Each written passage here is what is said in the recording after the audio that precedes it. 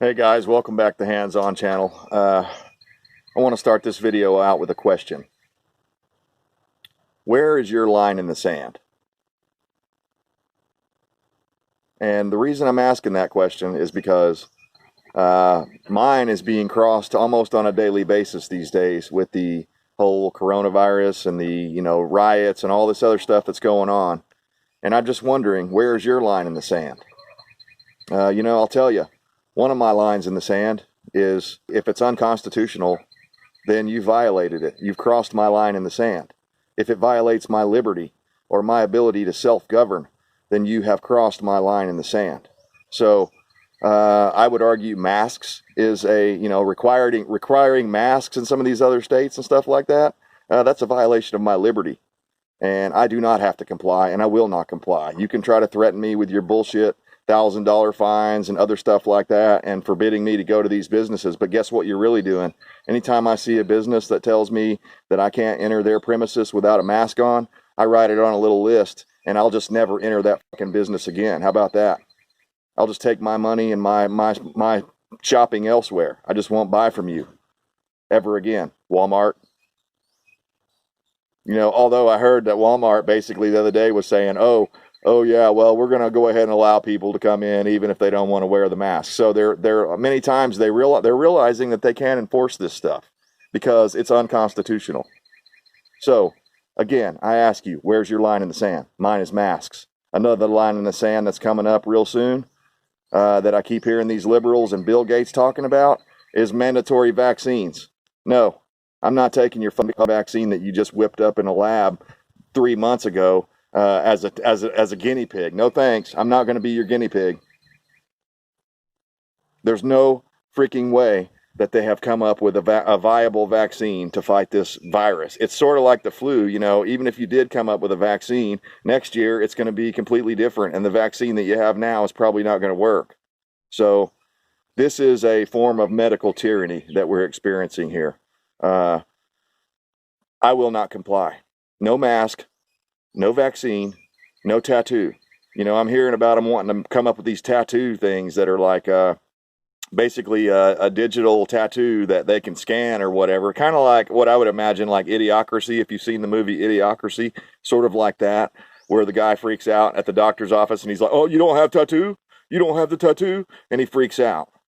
And they make Joe, the average Joe, get a tattoo so that he can fit into their medical tyranny.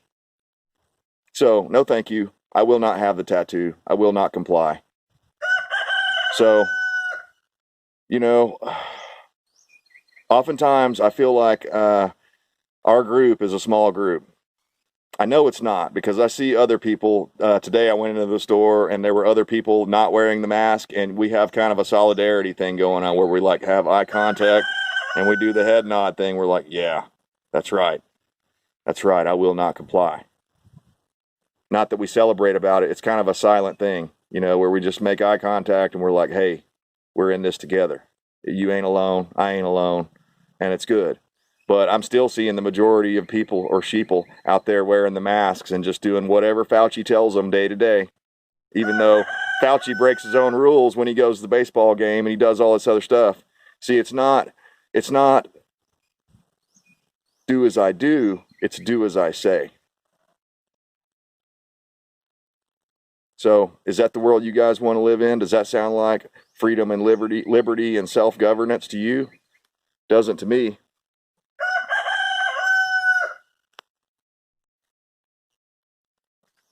They're constantly rolling out these communist, socialist solutions to all of our problems.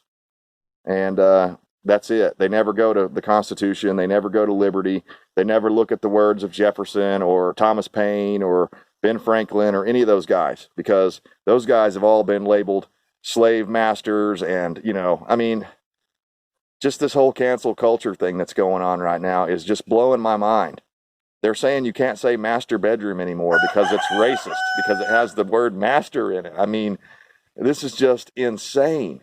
Getting rid of Aunt Jemima, I guess I won't be buying Aunt Jemima if they're going to cave. That's the point of it that I'm trying to make.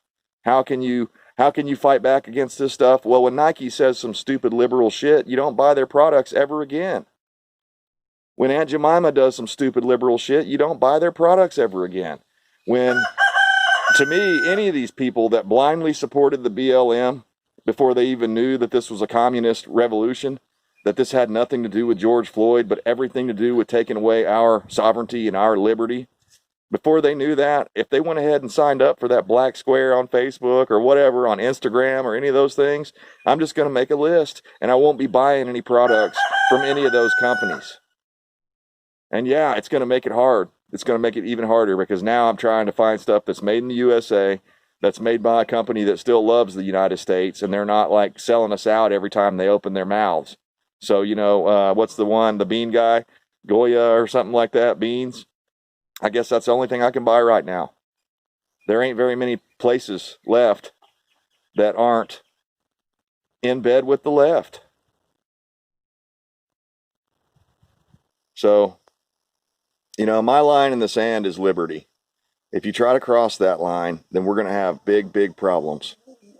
And, you know, I am prepared to give up my fortune, my life, even if I have to defend my liberty. I hope it doesn't come to that.